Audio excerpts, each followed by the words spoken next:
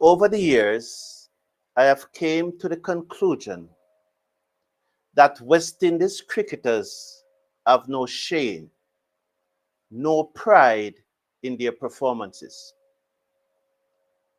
How else may one explain the continued decline of West Indies cricket? This morning, however, I saw some men who were in absolute pain and agony as the Indian batsmen embarrassed them, and they also embarrassed themselves with their grossly incompetent cricket skills were on full display. To be honest with you, sorry, I had a good laugh. I had a very good laugh this morning.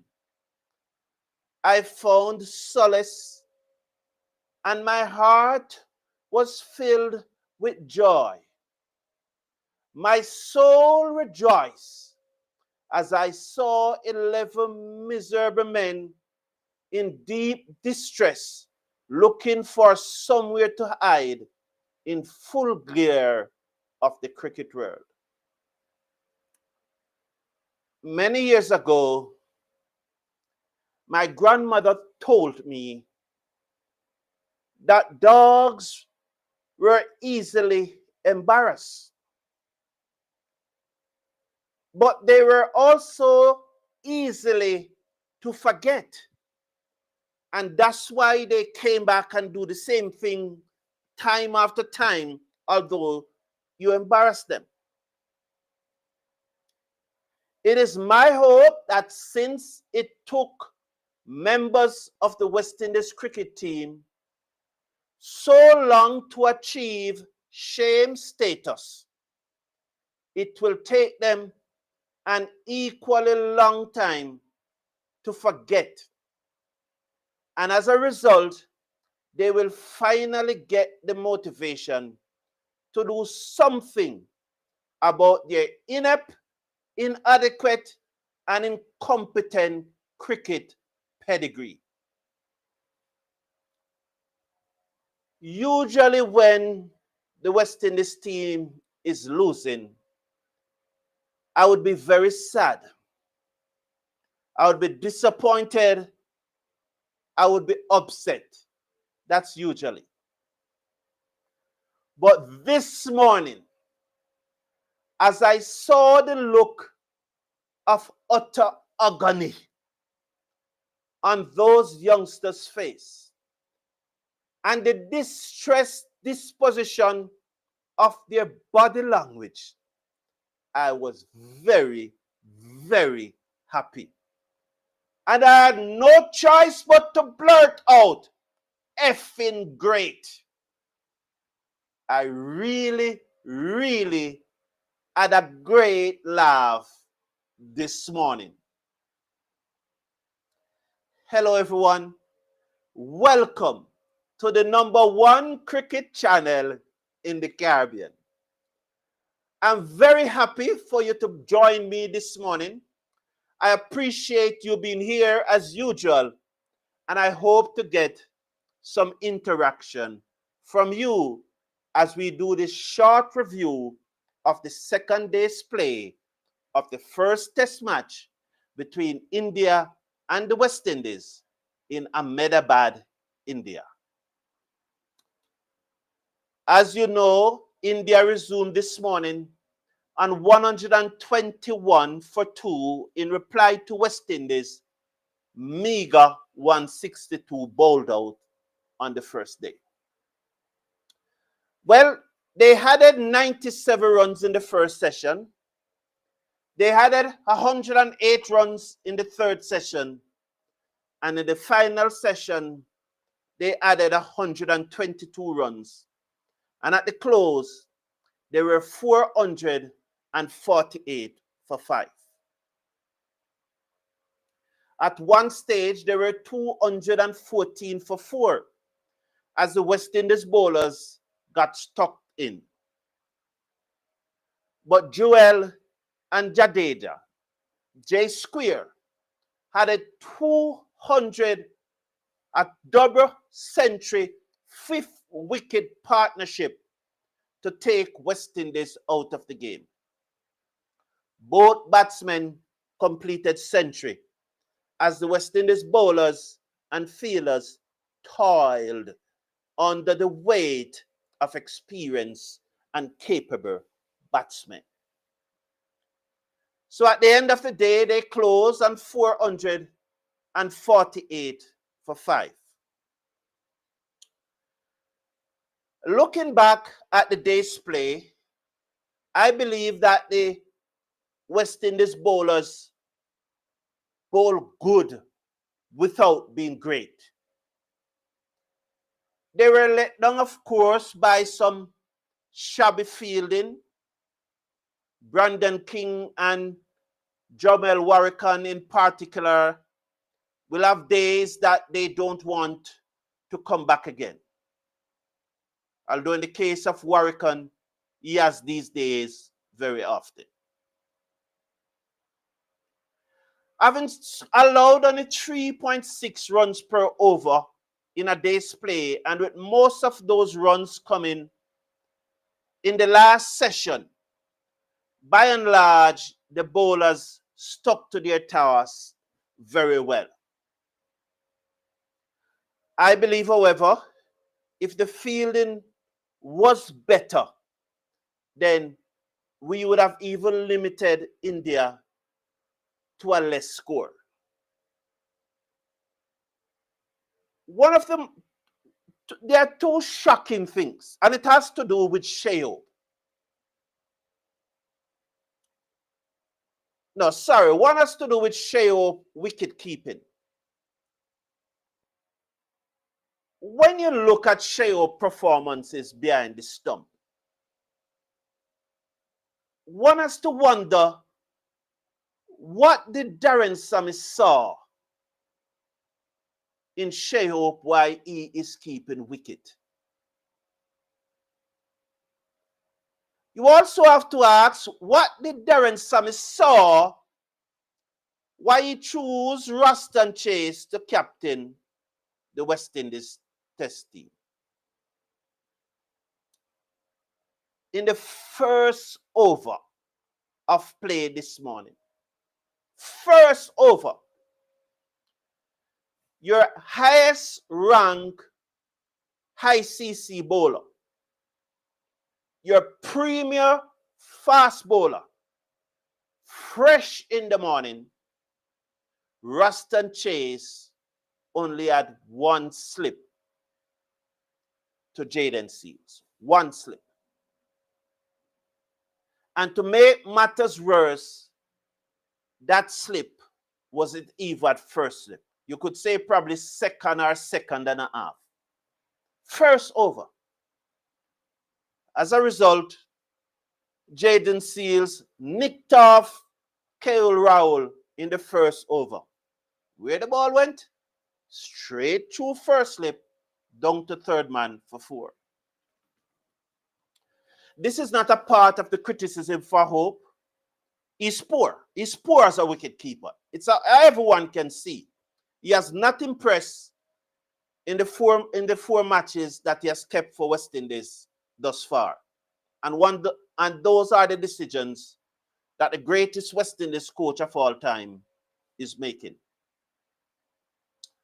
But could be, just could be, one wonders if Hope was a better keeper, he wouldn't have got a hand to that ball that went right through where first slip should have been.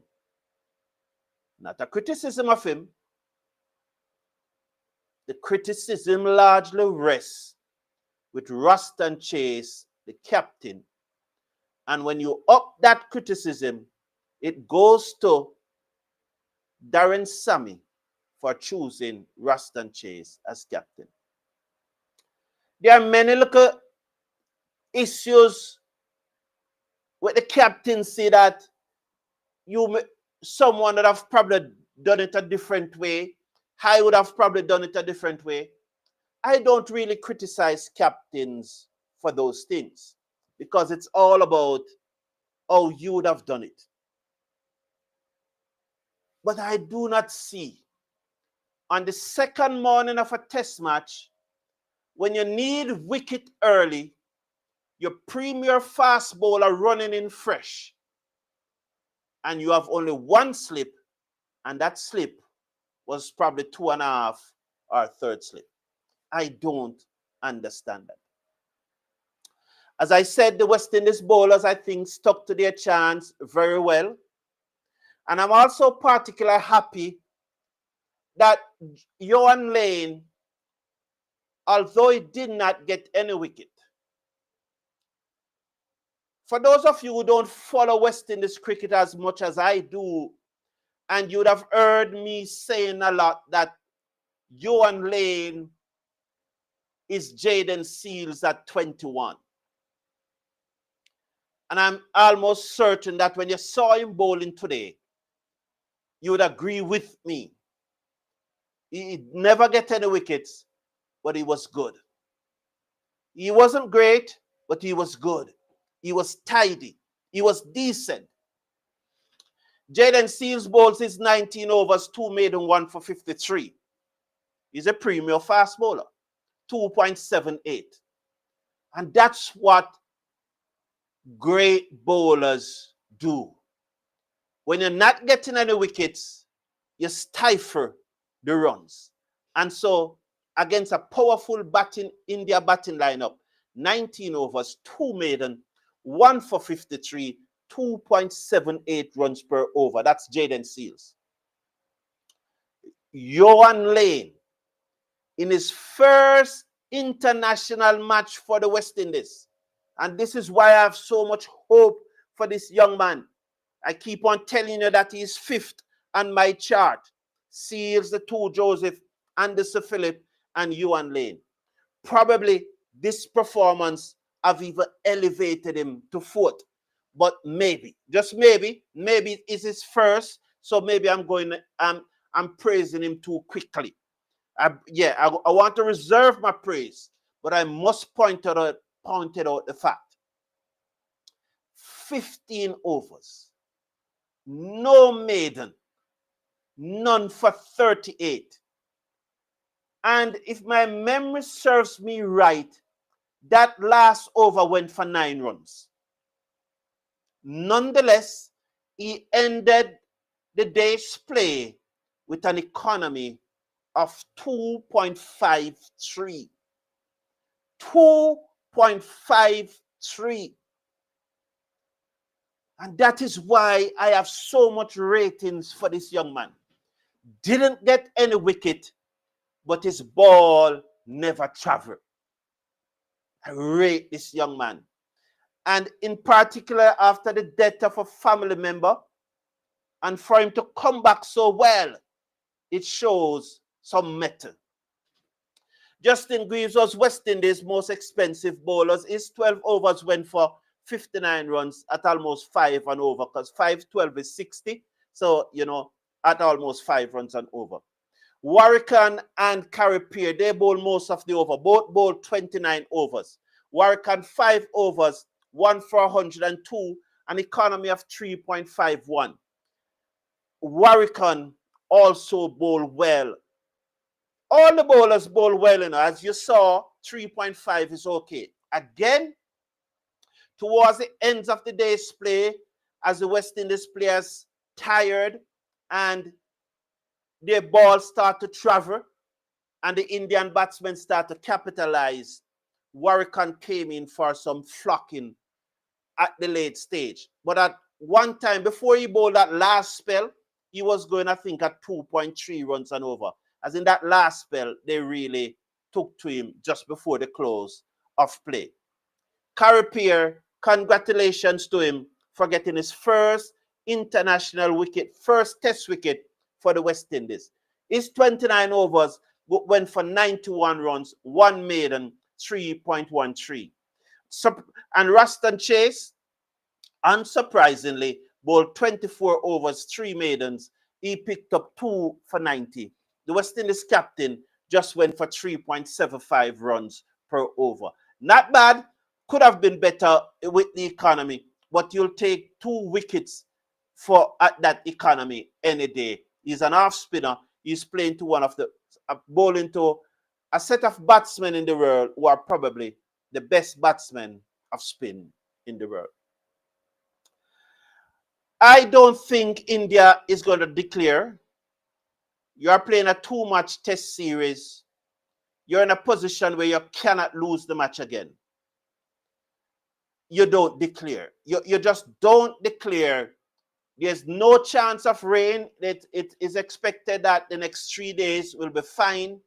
Even if there's a little rain, it will not disrupt the match long enough for them to not get victory. So they are not going to declare. They are going to bat until they are all out, and they will. I probably think that they will get bowled out by sometime around lunchtime tomorrow, and then they will put in West Indies, and tomorrow morning we'll be here talking about West Indies batting performance. The match may well finish tomorrow. I'm hoping against hope, though, that it goes to the next day. I'm hoping that it will go to Sunday, get into the 4th day. But India is going to bat tomorrow. Hopefully, we'll get them out. It's probably in West Indies' best interest not to get out India too early, so that the match can at least go into the 4th day. At the toss, Ruston Chase said that the reason why he batted first, he never wanted to bat last on this pitch. Jamel Warrican echoed those same sentiments yesterday. But little did they know, or is it that they knew, that if they never batted well in the first innings, that they may well be batting last on this pitch. And they are going to be batting last on this pitch. Despite Chase said that they didn't want to, he's going to be batting last. The West Indies is going to be batting last on this pitch. But I must reiterate, I was very, very happy. I was very happy when I saw those gentlemen cringing in pain. And they want to hide from the camera. I rejoice. And I say, effing great. I'm glad that you are finally feeling something. That finally you'll be motivated to go and put in the work and stop walking around with your arms spread wide like boils are under them. But you will go and do some work. Yesterday I saw Chase face 21 deliveries, and he sent for the towel and he dried down. I said, oh my Lord, 21 deliveries, and he sent for the towel. That's the type of prima donna attitude these boys who cannot bat have. But this morning, I rejoice. This morning, I laugh at the West Indies team, something that I couldn't believe would happen. But I laugh at them because I saw them. I saw them embarrassed. I saw them in pain and agony and distressed. And their souls were miserable. And I laugh. I laugh. Thank you very much. I come to your comments now, and I look forward to your interesting perspective on yesterday and on today's play in the match. Good morning, Mr. Brown. Rupert Morgan, good morning to you. You know, Rupert Morgan, surprised that you should say that, because Darren Sammy did said that the preparation went well. But we know that what West Indies call preparation going well is probably 15 minutes of batting, and where you dry down with the towel every 5 minutes between those 15 minutes. So, yes. I think it's below mediocrity though, Robert Morgan. I think that we have sank below mediocrity. Thank you very much, Meredith. Good morning. Happy to see you here. It's a good while I haven't seen you on, where are you? Instagram. I usually see you on Instagram now. Stephen Roach, good morning. Mr. Brown, was West Indies batsmen born in colloquial times have a better batting technique than those West Indians born in independent times? When it's colonial time, if you're referring to colonial time, you mean well, let's say independence. Yeah, the numbers suggested that. Stephen Roach, cricket is a numbers game, and the numbers, performance is based on the numbers. So yes, it's an easy question to answer. Yes, going by the numbers. Good morning, Tony. West Indies 0 50s, 0 100s, India 300 so far, said Sheldon. Interesting that you pointed out that, Sheldon, because you recall yesterday morning I was talking about how many half-century West Indies batsmen have scored in the 49 innings since Darren Sammy took over. Well, 49 innings is that I'm counting the top 7. I'm not counting the lower 4. They are bowlers. And I was wondering if it was 1 or 2, but then confirmed that it was 1. It has been 1 half-century since Darren Sammy took over as coach of the West Indies Test team in 49 innings. 1 half-century. That's the worst record of any coach that ever coached the West Indies team. And so we must be very happy that the greatest coach of all time is coaching the West Indies team. Because if the greatest coach of all time was not coaching the West Indies team, that 1 half-century in 49 innings would have been none. So we must be very happy, very happy. Top of the morning to you, Mr. Casanova. It is, I said, Darren Sammy saw the artificial data. Said it is, I. Stephen Roach is saying that Darren Sammy is a joke. John P. Nicol, welcome. Please remember, I was the first to point out that Hope is not a quality wicket keeper. Well, John P. Nicol, let me say, John P. Nicol, I don't remember, but I give you credit for saying it. I don't remember exactly when you said it, but I'm giving you credit for saying it because it's absolutely atrocious. When I saw Shea Hope keeping, you knew what it reminded me? You know his brother named Kyle Hope. We're playing a test match in England. Don't remember who's the batsman. Remember that it was Shannon Gabriel bowling. And the batsman nicked off the first slip, the ball going between waist and chest to Kyle Hope at first slip. And he dodged the catch. Completely sighted the ball. Yeah, sighted it. Why when spinners are bowling, there's no feel on the leg and offside? No pressure is applied on the batsman. No coach is seeing this. I don't understand the question, Tony, because if there's no feelers on the leg and offside, where are they? In space? So I don't know if you want to modify the question, Tony. And Mr. Casanova is saying, is Anderson Phillip injured also? Why isn't he playing? I would have played Anderson Phillip, but to be fair, I'm happy that Yuan Lane is playing. I'm happy that he's playing. Mr. Kosanova said Tevin Imlach should be in this team for the next match. He should be keeping wicket, period.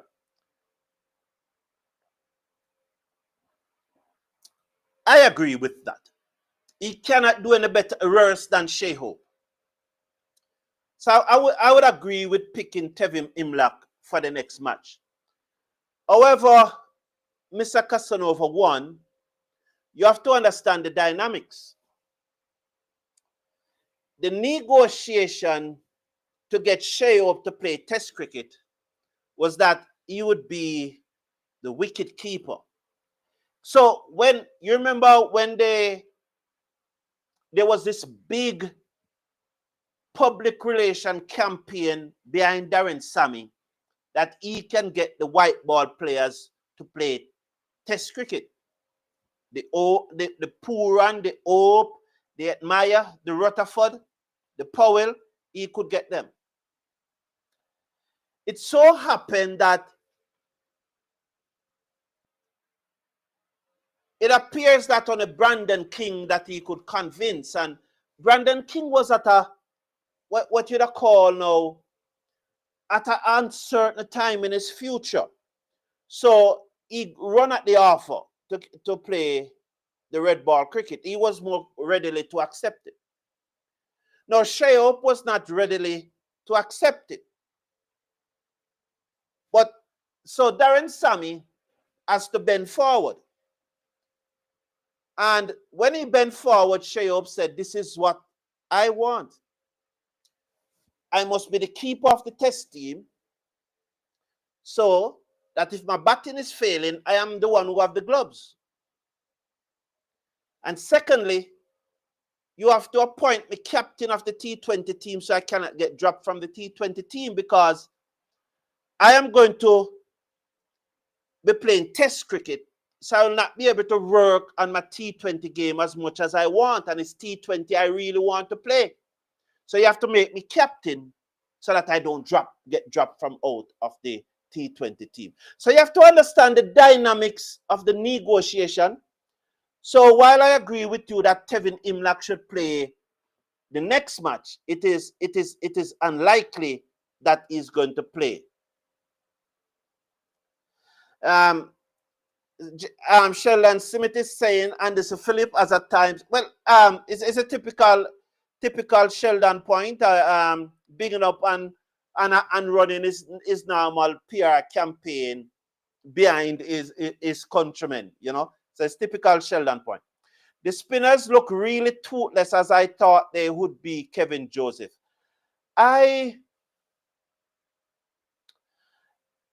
Kevin Joseph, I probably don't, well, everyone see it differently. So how you see it is how you see it, and I can't take that away from you because you have to come to your own decision. I want to say that they were completely toothless, though, in my opinion. As I made the point, I think they were good without being great. I would leave it at that. But I cannot take your point away from you. Is your observation of what you saw. I always made the point all the while. You may see a girl and think the girl is ugly, but when I look at the girl, I think she's beautiful. So it's the same thing, you know. Another man might think that your wife, Oh, happy birthday to my dear wife. Today is her birthday. Happy birthday to my dear wife, Mrs. Brown. Happy birthday to you, darling. It baffles me how Warwick can come into bowl in about overs 15 and 16. Why should that baffle you, though, Mr. Casanova? Philip Fraser is asking some questions, and I know persons have been asking a lot of questions and say, what did Darren Sammy see in? A number of things. We are not strong in the spin department. We have strong suit in fast bowler who needed playing 3 fast bowler. Chase is our only spinner, said Philip Fraser.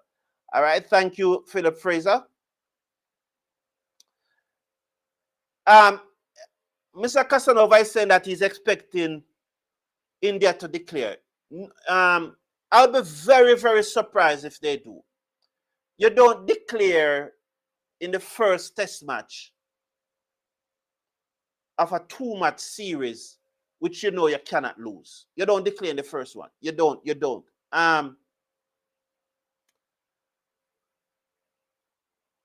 If you are a member of the West Indies team, what would you want to happen tomorrow morning? You want India to declare. India also knows that. And they are not going to do it. They are going to frustrate West Indies some more. So you may well see players crying on the field tomorrow. You know. If they're not crying on the field, when they go in the dressing room, especially if they don't get ball out India by lunchtime, there will be players who are crying, who will be crying. You know, there will be, you know. They are at their boiling point right now. The issue is that Imlak batting has not been great. And you have to give up a batsman to play him, said Sheldon Smith. That's a very, very good point Sheldon Smith made, you know. That's a very good point that he made. Very good point. I applaud you, Sheldon. I applaud you that you make such a good point, and it has nothing to do speaking about one of your countrymen. Yes, that's a very good point. First 5 overs in the morning with your fast bowlers rested and fresh, and you must have a minimum of 2 slip fielders. Basic cricket, common sense, said John P. Nichol. You know, John P. Nichol, I'm very nervous. I am telling you the truth, John P. Nichol, that I'm very, very nervous.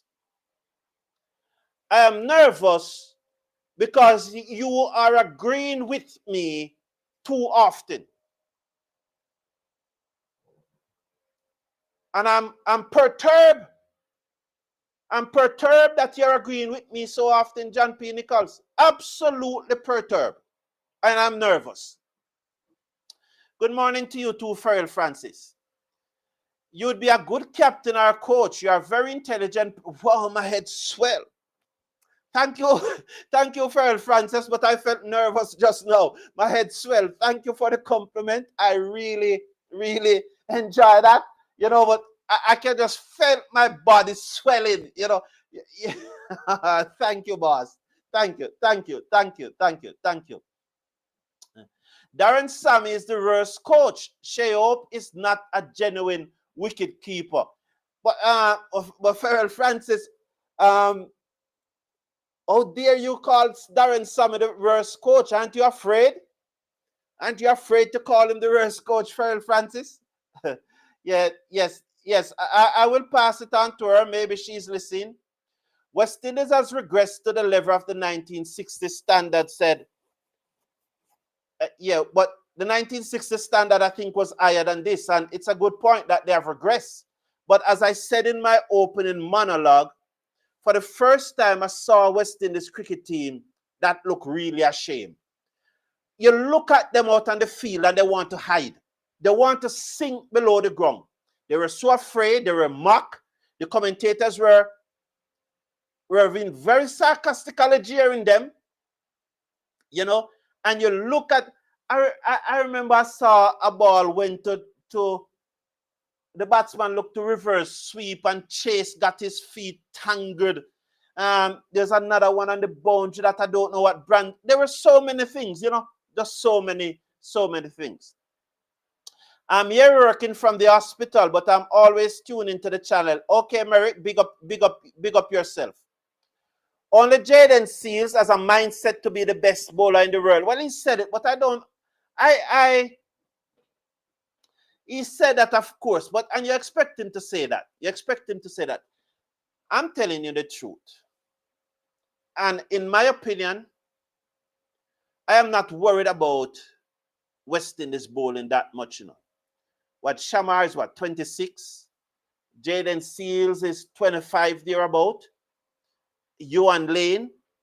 I think that our bowling for the foreseeable future is in good hands. Alzari Joseph turning 30 next year, 29. So for the foreseeable future, our bowling is in good hands. I'm not worried about the bowling. These guys have been bowling consistently well for the past 2 years. You know, I'm not worried about our bowling. I am wondering though, how much is our batsmen batting to our bowlers in the nets? Because I cannot see our batsmen batting to such a fine bowling unit in the nets and they continue to be so poor. Is it that Reef are absolutely doing nothing? Or is it that Reefer can say nothing to them because he probably say something to them and he has to apologize? Is that the case? You know, I don't know. I don't know. But our bowling unit is too good for our batting to be so poor. Our players look like the England team when they tour on summer. They all are soft baby, afraid of sun. Okay, thank you. Oh, Dade. Oh, Melford. Oh, boy. That one is rough. Let's see what Stephen. So, Mr. Brown, if batsmen born in colonial times have a better batting technique, is there an argument to say that we should go back to be colonial? No, man. No, Stephen Roach. The batting technique of our batsmen in colloquial time, they never born with it. They never born with it. They develop it. They work hard on it, at it, to develop it. And that's the big difference between those batsmen and these batsmen. They are not working at their game.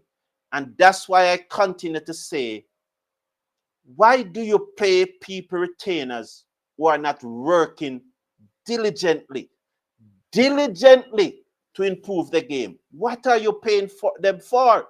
And that's the question. And whenever I get the opportunity, I will ask Miles Bascom. I will ask him. Because if I was allowed in the interview, the question that I would have asked them is that, what are the players guaranteeing in return for the retainer contract they are getting? What are the players guaranteeing? And how are we going to measure those KPIs? Those are questions that I want Cricket West Indies to answer. What are the KPIs set down for the players? What instrument will be used to measure those KPIs?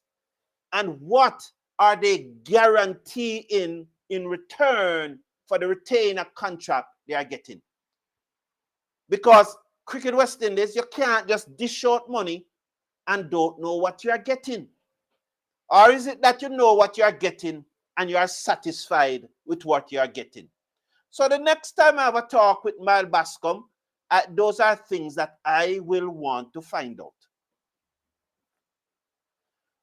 Oh, you mean why no fielders in front of the batsman? Now I get you. Well, as I said, as I said, Tony, we need to apply some pressure. We need to apply some pressure on the batsmen. We just cannot just allow them free for all. Mr. Brown, good morning. Do you think Cricket West Indies administrations feel embarrassed with the situation of our cricket? That's a hard one to judge. I don't know if they are just eating a food and just enjoying the ride, or they are embarrassed. It's a hard one to judge. Very, very hard one to judge. When the president at his arrogant best and look at us and tell us that the only reason why we are criticizing Darren Sammy is a situation of insularity. That's arrogance, you know. That's absolute arrogance coming from the president. Says it's because of insularity. It's because Darren Sammy is from a small island. Why he's being criticized? That's absolute insularity. For I'm sure that persons in Antigua and even St. Lucia, where Darren Sammy is from, were criticizing him too. That's absolute arrogance. And so you don't know if they are just there for the ride or, you know, because that answer should not have left the president's mouth. You know? Well, what you're saying, Matt Pryor, we did say that already. Yes, I will tell her, Rupert Morgan. Yes. Blessed morning. And the second part of Matt Pryor comment there is true, you know. I don't mind re-emphasizing that. And I will even go further. We bowled better than how India bowled. Our bowling performance was better than India bowling performance. What happened is that India have better batsmen. So India batsmen can bat good bowlers, can bat good bowling. India batsmen can defend ball that are hitting the top of off stump. Indian batsmen are averaging 30 odd to balls that are hitting the top of off stump, not our batsmen. Right? Our batsmen are averaging 10 to ball that are hitting the top of off stump. So as I said, we bowled good without being great, but we did bowl better than the Indians. However, the Indians have better batting than us. Kingman, blessed morning to you. I was watching some clips of the great Brian Lara. I couldn't help but to wonder if our batsmen never learned anything from our great. These batsmen looks clueless. One of the things that they said at the press conference that they are going to try and form alliances between present batsmen, up-and-coming players, and past players. Well, I would love to see how that works, especially the genuine past players, the legends like the Curtly Ambrose, the Courtney Walsh, the Kenneth Benjamin. Those are the guys that I really want them aligned to. I am concerned about aligning youngsters with some past players who, especially the recent past players and even some that are in this team, they don't want the youngsters to do better than them. The youngsters that are coming up. So that's where I'm concerned about. So they need to align them with the correct person. And there are players like there are current past players like Bravo and Pollard. I wouldn't want them to align them to those either. I think their agenda is to create T20 franchise players and not necessarily test players. That's my assessment of those two. I'm not saying that they are bad person. Everybody must have their agenda and everybody must know what they want. But I believe that I will not align a youngsters with Pollard and Bravo. You know, I would not. I would not align a youngster with a man who said that he wants to bring West Indies cricket to its knee. I wouldn't align a youngster with a person who said that. It's a very good bet that it will finish tomorrow, Troy Perry. I agree with you. West Indies should look at the pace at which India is batting. They are not rushing it at all. But both teams batted roughly the same pace, didn't it? West Indies batted, no, well, India's 3.6. West Indies was 4. No, West Indies was 3 point something too. But Sheldon, I think from memory, I think that both teams batted at roughly the same pace. That's what my memory is telling me. Yeah, we did. Yeah, 3.66 for West Indies, and the India is 3.50. So it's roughly the same pace, Sheldon. So you're no. So I don't. That point is zero. They are just looking to survive, are going to balls, don't are. So Mr. Casanova, you're replying to Sheldon. What is going to happen next year when we will be playing less first-class cricket? I'm tired to make this point, And I don't know why people think that what is needed is more cricket. What is needed is not the quantity of cricket. What is needed is the quality of cricket. Look at how much cricket we have been playing over the last 3 years in particular. Last year, we played more test cricket than we have ever played in 1 year in our history. Last year. More test cricket in 1 year than we have ever played in our history. Has that improved us? Why can't you guys learn? Why can't you learn, Sheldon? It is not the quantity of the cricket at this time. There may be a time in the future, 3-5 years down the road in the future, where we need to up the quantity of the cricket. But our biggest problem right now is to develop quality cricketers. And so it doesn't matter how much cricket we're playing right now. I've been preaching this, and I'm glad that West Indies finally accept the fact that is not the quantity of the cricket, but is the quality. So until our players evolve into better cricketers, the quantity of the cricket can stay for now. There might be a time, yes, 3-5 years down the road, that we need to up the quantity. But right now, we need to invest in producing quality. You know, a bakery. I use the bakery example a lot. A bakery, when it's just start out, can't go about selling, for argument's sake, well, 100 is too small. Say, a bakery, when it just start out, can't bake 10,000 bread the first day, It can't bake 10,000 bread the first day. They will steal because nobody know them. They have to probably start out with 5 bread, 10 bread, or say 50 bread. The first day they have to start out with 50 bread.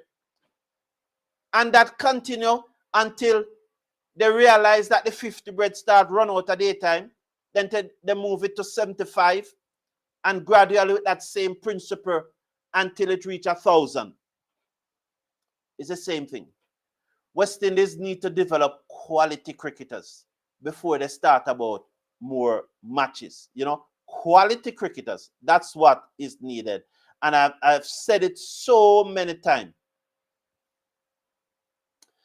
Has Darren Sammy show you anything as to why he's a good coach? Well, Darren Sammy has a level 2 coaching certificate, certification. Has he shown me anything? No, to be fair, to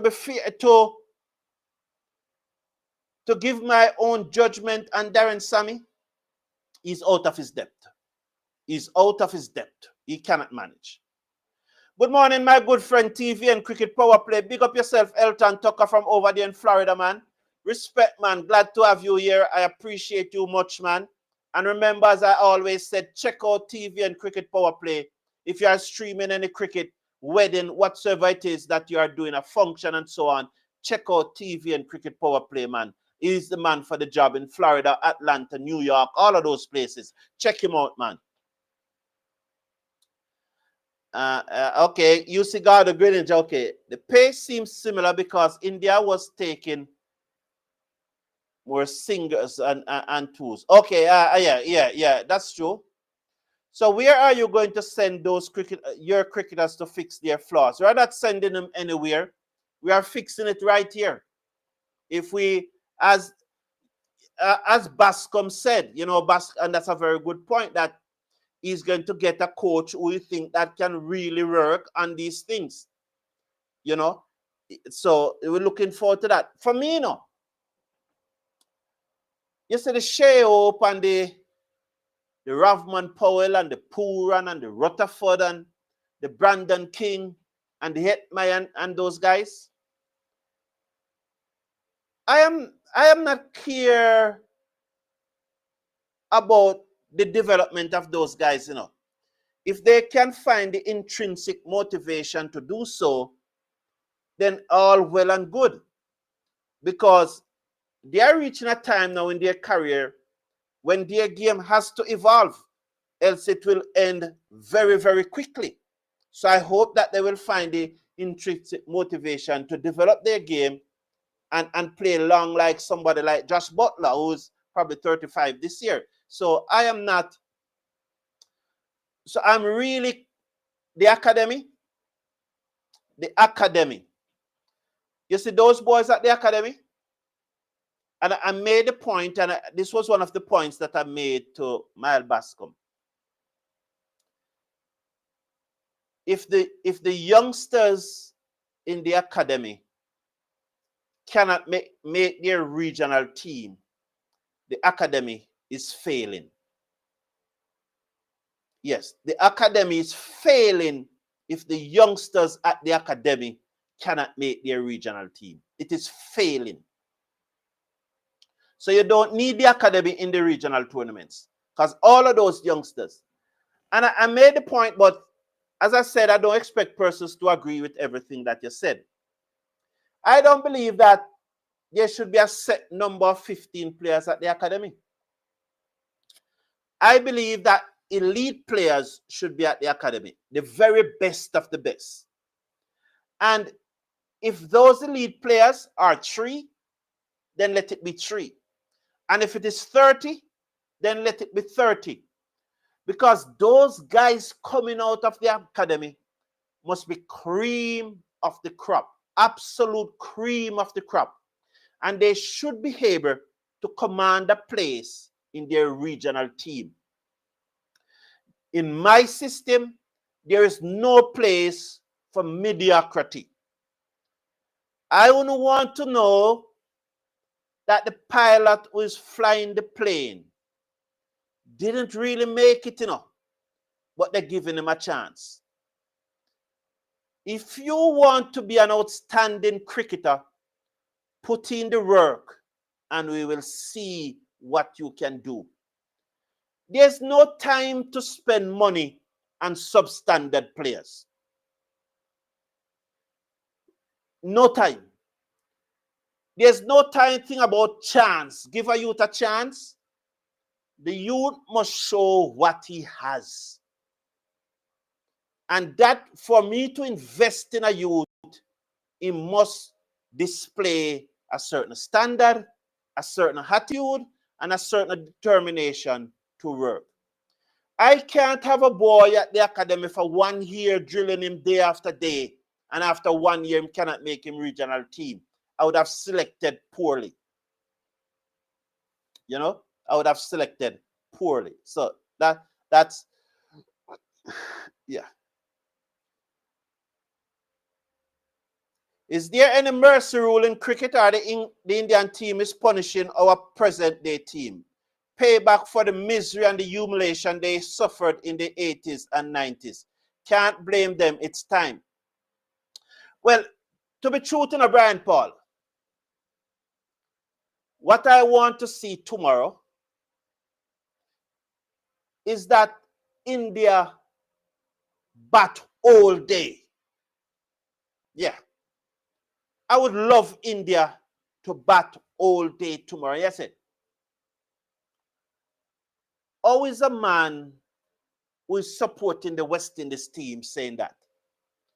Without going into the tough love theory, sometimes there's tough love, Sometimes there's tough love, tough love.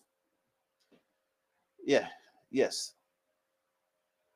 Quality and mindset, said Jamor Small. My good friend Patrick Davey, how you doing, man? Patrick Davey is the best groundsman in Jamaica, you know. But JCA won't employ him. It does not surprise me that all will give up before they bother. They board the plane. They just give up. And I'll tell Mrs. Brown, happy birthday.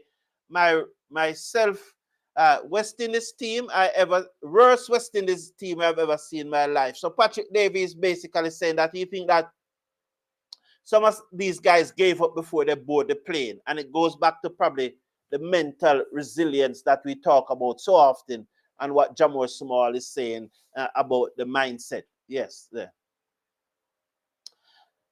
So you are old enough to remember that when players were dropped back in the days, they were asked to work on specific things. Larry Gomes was a prime example. Yeah, that's one of the issues that Darren, your guy from Trinidad, Joshua Da Silva, have with. He said that West Indies never told him what to do, while West Indies told the other players what to do. They never told him what to do. But I don't have to be old enough to know that, Sheldon, because it happened even nowadays. It has been happening. It has happened all the time. Whenever players drop, they usually tell them what to do. Darren Sammy is probably, if Joshua Da Silva is to believe, then Darren Sammy was the first one not to do it. Shameful said, yes, can't pronounce that name from India, but yes. Alfia Anderson, nice name. Alfia Anderson, A square, lovely name. Sir, I think it was a foolish idea to bat first, also on this green and grassy pitch. I am really praying for the guys that some of our players might fight. Just stand up and be counted. Afinia, brilliant point. Brilliant point. I really hope that. I just really hope that. And when I say fight and be counted, the bowlers have always been doing it. You know, our batsmen. I wouldn't mind, you know, if when West Indies batted 3-4 for a batsman make hundreds, you know. I wouldn't mind. I would definitely love that. What's the possibility of that happening? But Afinia, I agree with you. I really do hope. I really do hope so. Yeah, I agree. It appears so, Patrick Davey. It definitely appears so. Kemar is saying, first in my life, West Indies are struggling. So against a team, it's bad. Okay, thank you. Everywhere else in the world, when players are dropped, they return to first-class cricket. You brought up that point, you know, Sheldon. It's a point I want to make. Just say so would. I started wrong. All the Australian bowlers who are expected to play in the Ashes will play 2 Sheffield Shield matches before the Ashes. 2. Just as you would say that he will probably end up playing 3. For that will be the best preparation before the Ashes. They went to the World Test Championship finals. You wonder why? Yeah. West Indies need to stop play. All right, try Perry. No, don't do that. Don't do that. Try Perry. We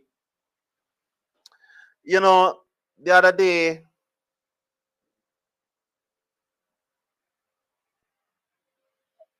don't do that. That's uncalled for. It's unnecessary because except you're from, all right, should those countries who are not going to the World Cup stop play football?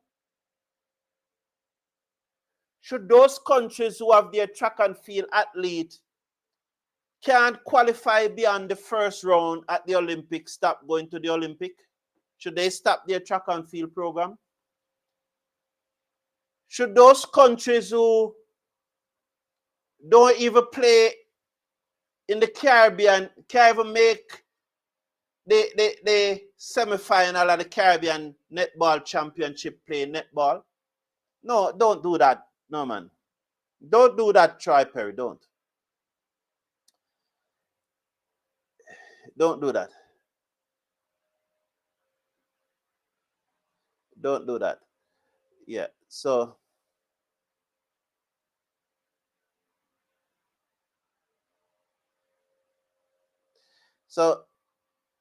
why Excel now is saying that Bowen Tuckett from the academy is averaging 30. I believe